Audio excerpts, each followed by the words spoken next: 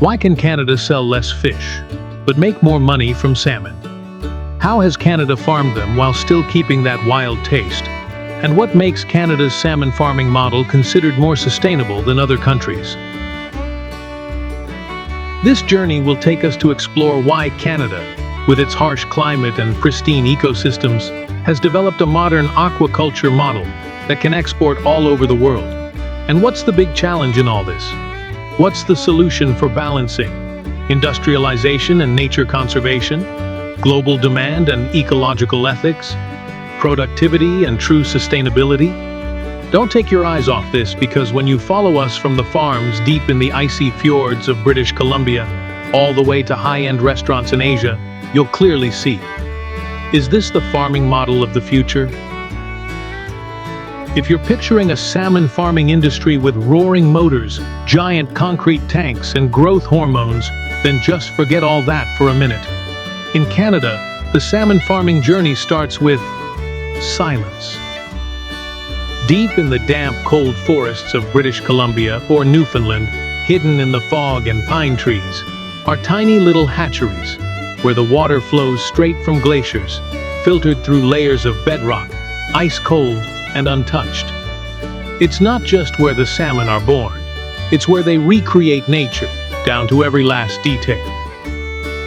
But why start in such a remote place? Why not speed up growth with artificial light, warmer water, or industrial techniques like a lot of other places do? This is the secret that lays the foundation for why Canadian salmon, even though it's farmed, still tastes closer to wild salmon. And of course, that's not all there is to it. From eggs to baby fish, it's a raise 'em without really raising 'em kind of journey. The reddish-orange eggs are placed in plastic trays, kept in water that stays between 43 and 46 degrees Fahrenheit, the natural cold temperature of Canadian winter. The lighting is also programmed just like the day and night cycle in the forest. Short days, long nights. But what is it about this early stage that really makes a difference? The answer isn't in the forest. It's in the ocean, where the fish will grow up, bumping into currents, sunlight, and a real ecosystem. We'll continue our journey in the next part to discover how Canada raises hundreds of thousands of fish in the ocean while still keeping something even more valuable than profit: the consumer's trust in real sustainability. Leaving the cold, snowy forests, the young salmon are taken to a place where you'd least expect to find a farm. In the middle of the ocean, where the water's always below 50 degrees Fahrenheit, the wind blows constantly, and the tides change every hour.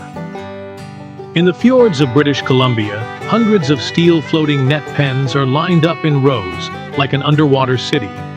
Each pen is dozens of meters wide, holding up to 100,000 salmon, growing bigger every day. But the thing that makes this model called ethical, it's not about the numbers, it's about how they manage every single detail. There's no one standing by the water's edge throwing handfuls of food, no calling the fish to eat. In Canada, feeding the salmon happens from a data center dozens of miles away. Everything is automated. The amount of food is calculated based on the water temperature, their swimming behavior, and how fast the fish are growing. Underwater cameras monitor in real time. If the fish are eating slowly, looking distracted, or swimming deeper, the food portions are instantly adjusted. Sensors placed all over the farm record every tiny change: dissolved oxygen levels, water flow and pressure, turbidity, and the rate of microbial growth. It's not because they're overly perfectionistic. It's because just a 1 or 2 degree difference in oxygen, and the whole pen of fish could be a loss of thousands of dollars in just one night. But then a bigger question pops up.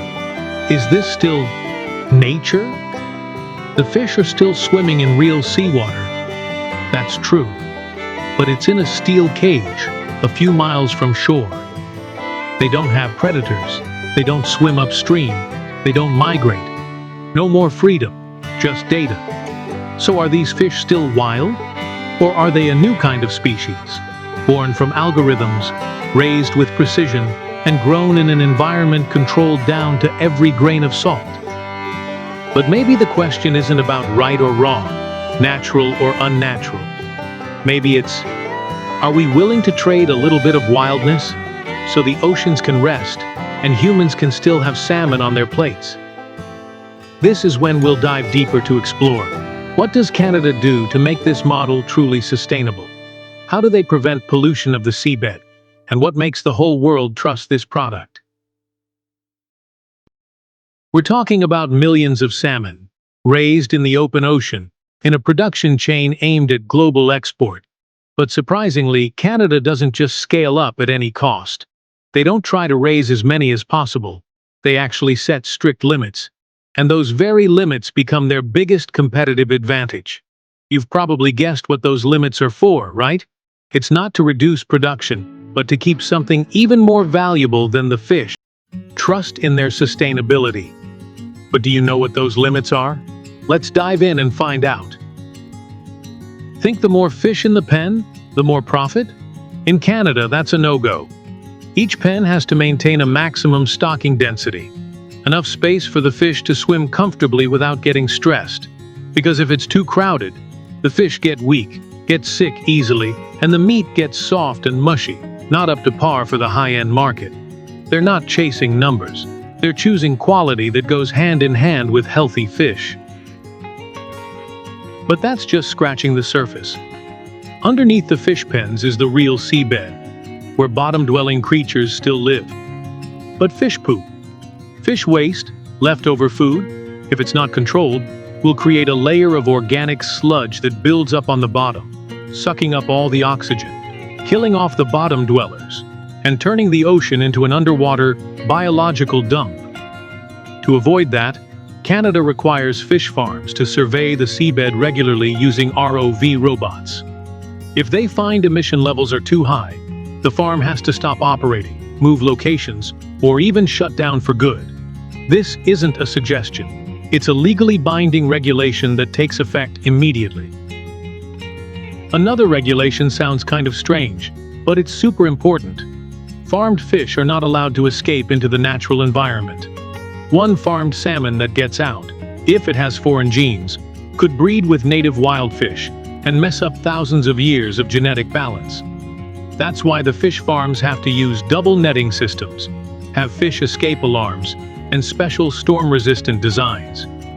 Past leak incidents have cost Canada big time, forcing the whole country to upgrade its standards. And now, that very strictness is proof for the international market to trust. But what's even more surprising is how Canada is innovating. Some startups in Canada are developing models for raising salmon in closed-loop recirculating tanks, right in the middle of the land. The fish are still Atlantic salmon. The water is still real seawater, but it's filtered and recirculated, controlled 100%. No worries about fish escaping, no discharging waste into the ocean, not dependent on geographical location. A generation of tech farmers is turning fish farms into recirculating biological factories. Farming less, controlling more tightly, and selling for more. So what creates that efficiency? The answer lies in the very stage where Canadian salmon enters the sorting, packaging, and export chain. Not just as a product, but as an ethical brand.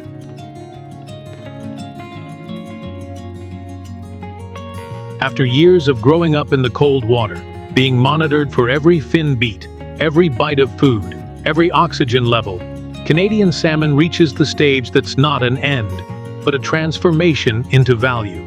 And here, the harvesting and distribution process is unlike any other fish industry. Harvesting salmon isn't some massive scooping operation, it's a precise clockwork process.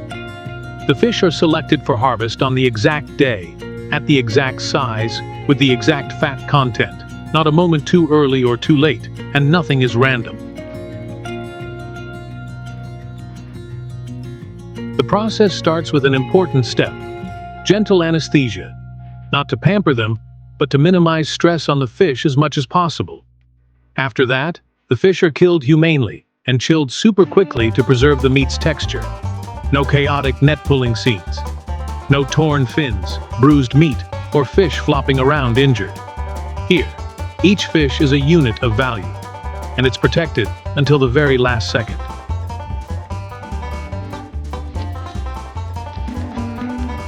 But here's the most surprising thing.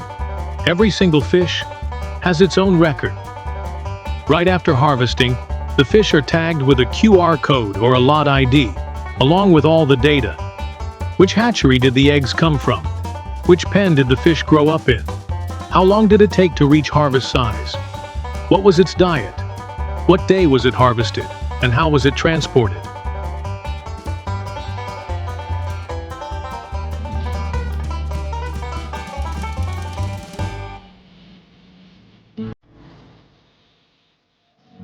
This allows customers, from Japanese chefs to American supermarket chains, to trace the entire journey. From the cold stream in the forest to the sashimi slice on their plate. Distribution is also an art. Grade A, red, firm, flawless meat gets sliced into sashimi and flown straight to Tokyo, Seoul, or Singapore. Grade B, packaged fillets, go to supermarkets in the US and Europe. Grade C, byproducts, skin, bones, get turned into fish oil, pet food, or processed products. That means each fish isn't just sold by weight, but it's distributed to the right market, with the right positioning, to maximize its value.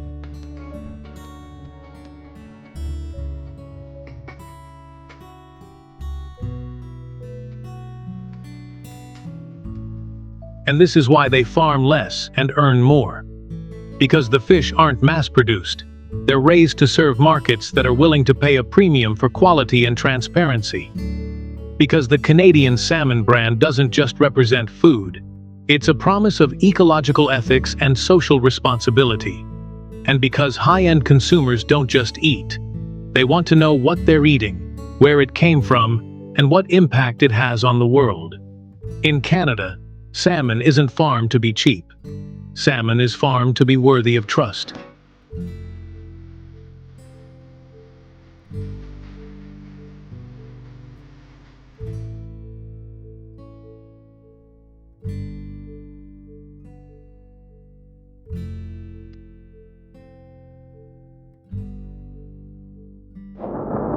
Canada isn't the country that farms the most salmon. They don't have the biggest net pens. They don't have the highest production numbers. But they do have something that many other countries don't. A fish farming model that the high-end market trusts and is willing to pay a premium for.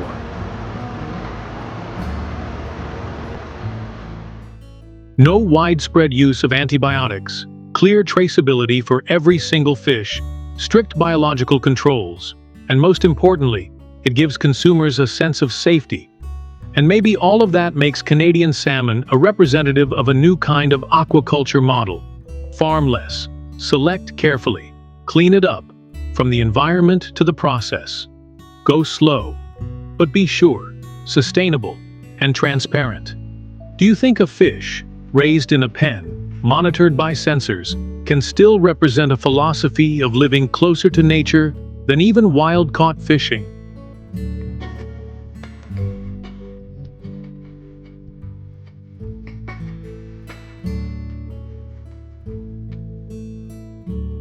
Share your thoughts in the comments below. Do you choose clean fish, or do you choose transparency? What do you think about agriculture that sets its own limits? And don't forget to subscribe to the channel, because we have a lot more journeys to share, where agriculture and nature are still colliding every day.